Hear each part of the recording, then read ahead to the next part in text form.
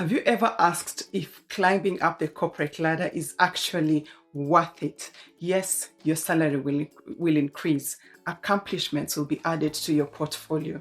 You'll gain new skills as you take on more responsibilities, have more influence, greater autonomy, more job security due to more experience and expertise, even more allowances. Well, to whom much is given, much is required. You'll be expected to have more answers and solutions than questions. You'll have to shoulder the burdens of your team members as your personal struggles take a backseat. These pressures from work do not exempt you from other responsibilities and dynamics demanded of you by family and friends. You're still going to be that mother, that partner, that sister, that daughter, that friend, who experiences the highs and lows of life, loss and gain, love and emotional responsibilities. And normal as it seems that you look out for others, who is looking out for you? So in this video, we're going to discuss how to stay mentally fit in a leadership role beyond your office walls. Hello, welcome back to my channel. My name is Nancy, and this is the place where I discuss topics on matters leadership, professional growth, and career advancement. So if you're stopping by for the very first time, kindly consider subscribing and pressing the bell, and you will be notified whenever I release a new video along these lines. I'm always happy to have you here. New job opportunities that come with a pay rise will more often than not come with the need to separate yourself from your old habits as you acquire new ones. There's that brief season of transition where you may face potential challenges such as increased stress, change in professional relationships, longer working hours, more responsibility, name it. That feeling like the peace and calm that you once enjoyed, that you once experienced, is quickly replaced with nervousness and untold anxiety. And there's an element of self-doubt that will bring that anxiety over whether you're going to perform as well as you did in your previous role. That feeling that your skills are not necessarily enough to take on more challenges and tasks. Not everybody can handle separation anxiety with grace. Balancing these aspects with your personal goals is extremely important for your mental and your emotional safety. You're getting recognition from peers, superiors, sometimes even industry professionals, but are you able to deliver? Research has shown that 49% of executives and people in management positions report struggling with mental health issues at some point in their career. And this number is literally rising by the minute. And the common stressors, if you look into it, are decision-making pressures. You have the responsibility of making decisions that are going to affect other people. And sometimes you're really not certain of the outcomes. Then there's isolation from others. You may feel lonely due to the nature of your role. That lack of peers with whom you can confide, share your experiences, overwhelm your struggles. You want to be sensitive enough to know how this is impacting your mental well-being. Do you have perfectionist tendencies where you've set unrealistically high standards for yourself and even for your team, but it is causing you sleepless nights? Fear of failure can manifest through doubting of your abilities in that new role, feeling afraid that others are going to see through you, pick out your incompetencies, and even make you look like a fraud. And this comes with its own element of anxiety and stress. So hopefully by the end of this video, you'll be able to identify the triggers to your mental and emotional wellness and comfortably put yourself first.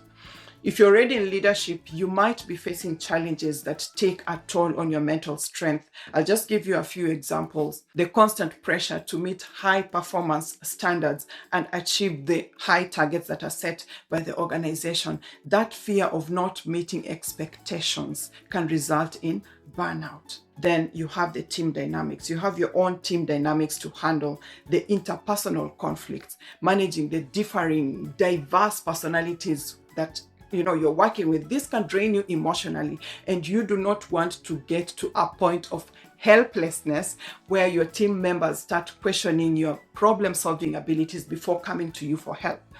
Then you want to think of trying to lead through organizational changes like restructuring, downsizing, implementing new technologies.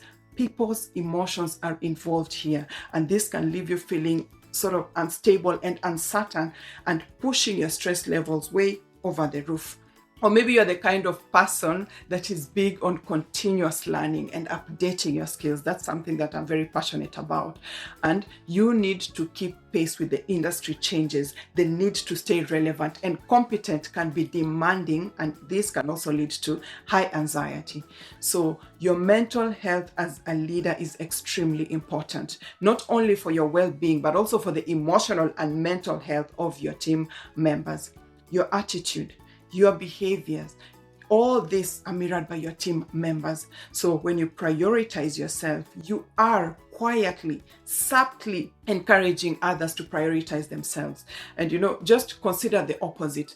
If you neglect or overlook your mental health, you will be subconsciously contributing to a toxic and unhealthy work environment where fear, stress, overwhelm, exhaustion, low morale take the center stage. And you'll notice that your mental well-being is deeply woven into your own professional effectiveness. There are specific signs that you want to look out for, and that these stressors are taking root, and change is absolutely necessary.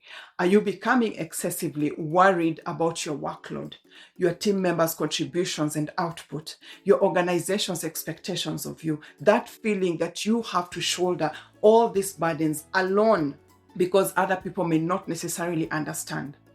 Have you noticed a change in your mood swings where you are particularly irritable and you feel very, very low, even to make decisions that you used to make before easily and effortlessly? Now you're resorting to cynicism, moving away from responsibilities.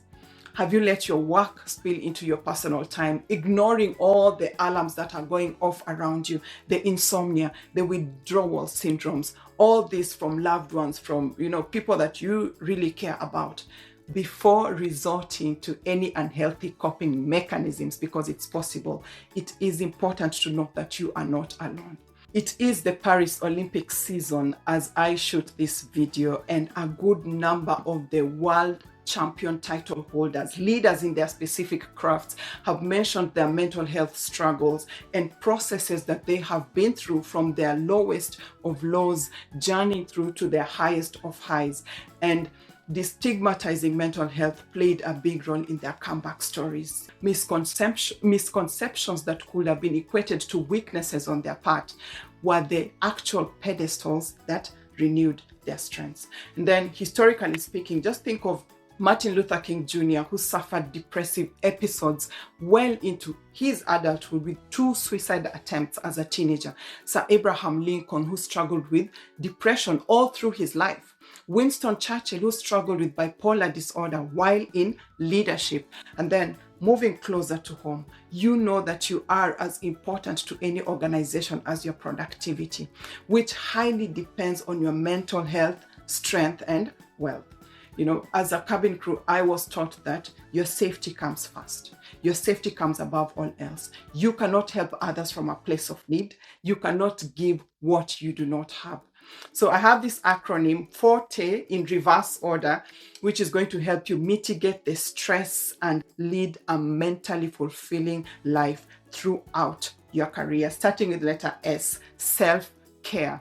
So part of self-care is knowing yourself inside out. What are your strengths? What are your weaknesses? What personality type are you? What personality traits do you possess? How well do you gel with other people? What personality traits and types do you struggle to work with and to be around? And then, considering that you cannot avoid working with everybody who does not gel with you, what internal work would you have to commit to ensure a conducive work environment for everybody? At what point do you draw the line that should not be crossed emotionally? How do you go about it? The more aware you are of your trigger factors, the more manageable it's going to be to regulate your emotions and keep your head above the water. And then the E stands for your immediate environment. Consider this your support network.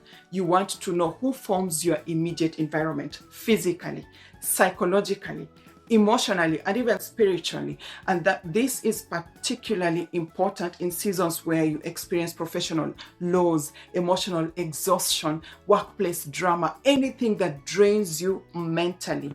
You need to have a safe space away from the glare of everybody to recollect yourself and bounce back on your feet. So your immediate environment provides that protective shield against the deep overwhelm, and they also give you the room to regenerate yourself, straighten your spinal cord, and even take on more responsibilities without feeling like you're being weighed down. They will willfully help you overcome feelings of isolation and loneliness. These are the people who are going to encourage you to take the necessary breaks and vacation when they see that you need it but you don't see it.